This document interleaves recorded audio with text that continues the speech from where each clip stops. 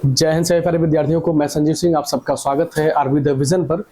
तो यहाँ पर एक आपके लिए स्पेशल क्लास लेकर आया गया है। इसमें आप कंप्लीट मैथ पढ़ेंगे। मैथ अगर देखा जाए तो इस समय जो आपकी आगामी एग्जाम होने वाले हैं वो एनटीपीसी है, एसएससी जीडी है, लेखपाल और यूपीपी यूपीएसआई के भी एग्जाम आपके आगे चलकर होंगे। ये भी इनका डेट क्लियर नहीं है, लेकिन एनटीपीसी और एसएससी जीडी का डेट आपका क्लियर है। ठीक है, तो अब देखिए इसमें आपको होता क्या है कि जब बच्चे तैयारी करते हैं, फॉर्म डालते हैं, तो हर एग्जाम के लिए वो अलग अलग क्लास को ज्वाइन करते हैं, लेकिन ऐसा कुछ भी नहीं है।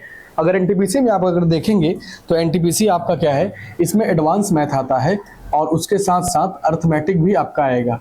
ठीक है, अर्थमेटिक भी आपका आएगा। तो एडवांस अर्थमेटिक दोनों केवल एनटीपीसी में आएगा। बाकी आप एसएससी जीडी की बात कर लें, लेखपाल, यूपीएसआई या यूपीपी की अगर बात करेंगे तो यहाँ पर एडवांस बिल्कुल भी नहीं आता। आपको केवल क्या पढ़ना रहता है, अर्थमेटिक ही पढ़ना रहता है। तो आपकी यहाँ पर प्रॉपर वे में एक क्लास चलेगी जिसमें आपको एडवांस मैथ भी पढ़ाया जाएगा और उसके साथ साथ अर्थमेटिक मैथ भी आपको पढ़ाया जाएगा। ठीक है, तो इसमें ये क्या होगा आपका कि जब एनटीपीसी का एग्जाम रहे तो आप अलग से 4 महीने तैयारी करते हैं, फिर एसएससी जीडी के लिए परेशान होते हैं, फिर लेखपाल के लिए परेशान हो, यूपीपी आए तो परेशान। तो ऐसा कुछ भी नहीं। एक बार आप प्रॉपर वे में पूरी क्लास को यहाँ पर ज्वाइन करिएगा और पूरे कंप्लीट मैथ को आप पढ़िएगा, चाहे जो एग्जाम रहे। चाहे एग्जाम आपका एसएससी सीजीएल का हो, एसएससी जितने एग्जाम कराती है अगर देखा जाए तो सीएचएसएल हो गया आपका, चाहे सीजीएल हो गया, और उसके बाद दिल्ली पुलिस है, एमटीएस का है, एमटीएस का हो गया। ठीक है, सीपीओ का हो गया। तमाम जितने भी आपके एग्जाम में मैथ्स आते हैं, चाहे एसएससी के द्वारा आते हों, चाहे आपके एनटीपीसी रेलवे को हो, चाहे राज्य लेवल पे जो एग्जाम होते हैं जैसे यूपीपी यूपीएसआई लेखपाल, इन सब का, तो कंप्लीट मैथ अगर आपको पढ़ना है तो आप यहाँ पर जुड़ जाइए और आपको केवल एक बैच आप ज्वाइन करेंगे और उसमें आपको पूरा मैथ पढ़ाया जाएगा। ठीक है, कोई दिक्कत नहीं आएगा। तो हम लोग आज क्या करते हैं, ज़्यादा तो मैथ के बारे में अगर देखा जाए तो थोड़ी थोड़ी बातें आज आपसे करते हैं। जैसे अगर देखा जाए तो मैथ्स में संख्या पद्धति, नंबर सिस्टम की अगर हम लोग बात कर ले तो नंबर सिस्टम एक मैथ का टॉपिक है, लेकिन उस टॉपिक के अंदर देखेंगे छोटे छोटे बहुत सारे टॉपिक हैं। ठीक है, जैसे अगर मैथ चैप्टर की अगर आप बात करेंगे तो नंबर सिस्टम आपका एक चैप्टर है।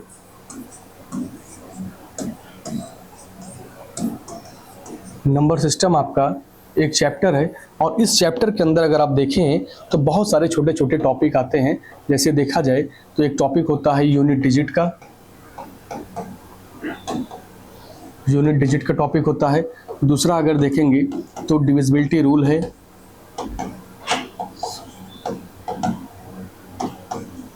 डिविजिबिलिटी रूल है आपका।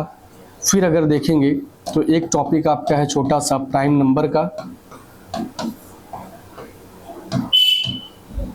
ठीक है, चौथा अगर आप देखेंगे तो नंबर ऑफ जीरो है, नंबर ऑफ जीरो है। और इसी तरह से अगर आगे आप और बढ़ते चले जाएंगे तो बहुत सारे टॉपिक आपको पढ़ने पड़ेंगे। तो एक चैप्टर आपका नंबर सिस्टम का है। नंबर सिस्टम के अंतर्गत अगर आएंगे आप तो बहुत सारे टॉपिक आपके अगर देखा जाए तो एक आपका इंडिसेस एंड सर्ट्स होता है, इंडिसेस एंड सर्ट्स, जिसको बोलते हैं हम लोग क्या, घातांक और करणी, घातांक और करणी। तो जो ये टॉपिक हैं इन सबको हम लोग क्या करेंगे, नंबर सिस्टम के ही अंतर्गत इसको पढ़ेंगे। तो हर चैप्टर, हर टॉपिक को अगर आप देखें तो बहुत बड़ा टॉपिक नहीं है, 2 से 3 दिन के हर टॉपिक हैं। ठीक है, कोई 1 से 2 दिन है, कोई 2 से 3 दिन है। तो ये अब जिससे अगर आप देखें डिविजिबिलिटी रूल तो ये आपका कम से कम 2 से 3 दिन चलेगा और इसमें बहुत ही बेसिक चीज़ आपको बताई जाएंगी।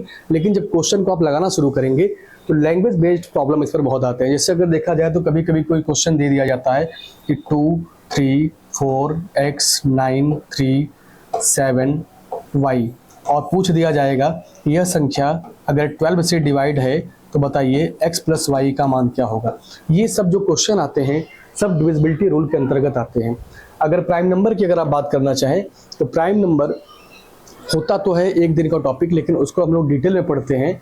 तो उसको हम लोग क्या करेंगे, 1 से 2 मतलब 2 दिन के क्लास में हम लोग इसको पूरा कंप्लीट करेंगे। एक बार अगर प्राइम नंबर आप पढ़ लिए तो फिर आपको कभी भी जीवन में प्राइम नंबर को लेकर कोई समस्या नहीं होने वाली है। क्योंकि यहाँ पर क्या होता है, अगर कभी आपसे कोई पूछ दे कि बताइए 20 से लेकर 50 के बीच में कितने प्राइम नंबर होंगे, कितने प्राइम नंबर होंगे, तो हमको लगता है कि आप लोग उसको क्या करेंगे, गिनने लग जाएंगे। और गिनने में आपका बहुत समय चला जाएगा। हो सकता है गिनने में कोई गलती भी अगर आप कर दें तो पूरा आपका समय भी गया, नंबर भी आपका चला गया, मतलब पूरा आपका जितना आप वर्क किए सब का सब बेकार चला जाएगा। लेकिन हम लोग क्या करेंगे, इनको एक यूनिक तरीके से याद करेंगे। मुश्किल से आप क्वेश्चन देखेंगे और 5 सेकंड के अंदर उस क्वेश्चन का आंसर देकर आप आगे निकल जाएंगे। तो ये सारी चीज़ें जानने के लिए आपको क्लास को ज्वाइन करना बहुत ज़रूरी है। अगर देखें नंबर ऑफ जीरो का मतलब होता है शून्यों की संख्या। अगर कोई बहुत बड़ा अगर यहाँ पर दिया जाए संख्या और कहा जाए इनका अगर आपस में मल्टीप्लाई कर दीजिए और मल्टीप्लाई करने के बाद बताइए कि जीरो कितने आएंगे, तो उन सब चीज़ों के लिए आपको पहले ये पता होना चाहिए कि जीरो आता किसकी हेल्प से, मतलब किसकी सहायता से जीरो का निर्माण होता है। तो जीरो का निर्माण जब आप करते हैं तो उसके लिए 2 और 5 का पेयर बनना बहुत जरूरी है। जब जब 2 और 5 का पेयर बनेगा तभी तब जीरो का निर्माण आएगा। तो कोई कितनी भी बड़ी संख्या दे दी जाए, जैसे लिखा जाए 15 इंटू 12 इंटू 9 इंटू 7, कुछ भी दे दिया जाए और कहा जाए इसको गुणा करके बताइए कि लास्ट में कोई एक संख्या बनेगी और लास्ट में कितनी बार जीरो आएगा। तो ये सब क्वेश्चन आपके बहुत छोटे छोटे क्वेश्चन, लेकिन अगर होता गया है कि अगर आपको बेसिक चीज़ें जानकारी नहीं है, बेसिक नॉलेज अगर आपको नहीं है, तो इन सब क्वेश्चनों का आंसर आप देने में क्या करेंगे, गलतियां कर देंगे। और जब गलती कर देंगे तो फिर वहां से आप हो जाएंगे बाहर। अब देखिए यहाँ पे क्या इंडिसेस एंड सेट्स, घातांक और करड़ी की बात करें तो यहाँ पर जो क्वेश्चन दिए जाते हैं घातांक और करड़ी में, अब इसे कोई अगर क्वेश्चन दे दिया जाए यहाँ पर कि मान लीजिए यहाँ पर लिखा √2 इंटू √2। अब इसमें देखिए कई तरह के क्वेश्चन बनते, कभी कभी इसको डॉट डॉट लगा के इनफाइनाइट कर देते हैं तो इनका आंसर कुछ और आएगा। ठीक है, अगर आप रटे हुए हैं तब इनका आंसर कुछ और आएगा। और अगर इसी क्वेश्चन में अगर देखा जाए हम लगा दें √2 इंटू √, लिमिटेड रहे, 2 बार रहे, 3 बार रहे, 4 बार रहे, 5 बार रहे, तो इसका आंसर अलग आएगा। तो इन सब क्वेश्चनों को अगर आप सोचेंगे रट के हम कर देंगे काम, ऐसे पता चला इसकी जगह पे इसका आंसर, इसकी जगह पे इसका आंसर, मतलब चीजें उल्टा हो जाएंगी। तो अगर आपको सारी चीजें अगर डिटेल में पता रहेगा कि कब कैसे हम देते हैं, कब किसको कैसे बताना है, तो हम लोग क्या करेंगे, पहले इसको बारी बारी से हर एक चीज को पढ़ेंगे। अब इसमें इतना ही नहीं और आगे पढ़ेंगे तो यहाँ पर देखिए होता गया है, जैसे मान लीजिए कोई संख्या दे दिया जाए 30 और 30 के आगे यहाँ प्लस लगा दिया जाए, फिर यहाँ लगा दिया जाए रूट प्लस यहाँ पे लगा दे 30, तो अब इसके आगे डॉट डॉट करके दे दिया जाए। तो इसमें भी 2 आंसर आते हैं, क्योंकि इसका जब हम लोग फैक्टर करते हैं तो या तो 6 और 5 ऐसे 2 फैक्टर करेंगे जिसमें 1 का अंतर होना चाहिए। तो कभी कभी 5 आंसर होता है, कभी कभी 6 आंसर होता है। तो वो चीज़ हमको कंफर्म होगा कि कब हमको 5 लगाना है, कब हमको 6 लगाना है। तो इन सब चीज़ों को अगर पढ़ना है तो इंडिसेस एंड सेट्स घातांक और करड़ी के अंतर्गत हम लोग पढ़ेंगे। तो जो नंबर सिस्टम आपका जो टॉपिक है, इन सब चैप्टर, इन सब छोटे छोटे टॉपिकों को हम लोग पढ़ेंगे। और ये छोटे छोटे टॉपिक 5-6 जब पढ़ लेंगे तो पूरा नंबर सिस्टम क्या होता है आपका, ये कंप्लीट हो जाता है। ठीक है, अब देखिए अगर हम बात करें संख्या के बारे में, अगर हम लोग बात करें संख्या के बारे में, तो संख्या देखिए होता क्या है, अगर कोई संख्या दिया गया है, कोई संख्या यहाँ पर दिया गया है और वो संख्या अगर लिखा है 1 2 3 4 डॉट डॉट डॉट डॉट करके कहाँ लिखा है, ये इनफाइनाइट तक लिखा है, तो ये क्या होता है, ये होता है आपका प्राकृतिक संख्या बोलते हैं इसको। क्या बोलते हैं, प्राकृतिक संख्या बोलते हैं, इसको बोला जाता है। ठीक है, अब अगर इसी के साथ ध्यान दीजिएगा, अगर इसी के साथ केवल एक 0 लग जाए, यहाँ पहले क्या लग जाए, अगर इसी के साथ 0 से स्टार्ट हो, 0 1 2 3 4 डॉट डॉट डॉट कहाँ तक रहे, इनफाइनाइट तक रहे, तो इसको हम लोग क्या बोलते हैं, इसको बोलते हैं पूर्ण संख्या। क्या बोलते हैं भाई इसको, इसको बोला जाता है पूर्ण संख्या। और अगर जैसे यहाँ पे क्या था आपका प्राकृतिक संख्या हो गया, ये हो गया पूर्ण संख्या, लेकिन अगर इसी में कुछ निगेटिव टर्म भी अगर ले लिए जाए, जैसे अगर दे दिया जाए 0 1 2 3 आप डॉट डॉट करके आगे तक लिखे थे, अगर इसी को मैं निगेटिव ले लूँ, जैसे -1 हो जाए, -3 हो जाए, -4 हो जाए और इधर डॉट डॉट रहे, तो ये क्या होता है, पूर्णांक होता है। ये क्या होता है, पूर्णांक होता है।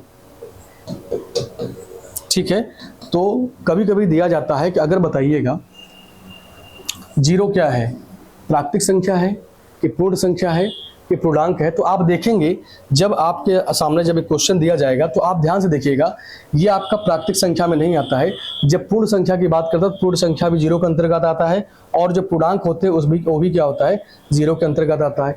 और अगर यहाँ पर देखें तो इससे क्वेश्चन जरूर आता है कि 0 भाई बताइए क्या है। और कभी कभी जब देखिए कि जब प्राकृतिक संख्या को उसमें शामिल कर लिया जाए, प्राकृतिक संख्या को क्या कर लिया जाए, उसमें अगर शामिल कर लिया जाए, जैसे देता है कि ए और बी दोनों, बी और सी, इस तरह से जब आंसर जब मिला के देगा, तो जिसमें कभी भी दिया रहे प्राकृतिक संख्या, तो उस ऑप्शन को बिल्कुल भी आप छोड़ के चला करिए, मतलब उसका कोई उसमें मतलब नहीं है।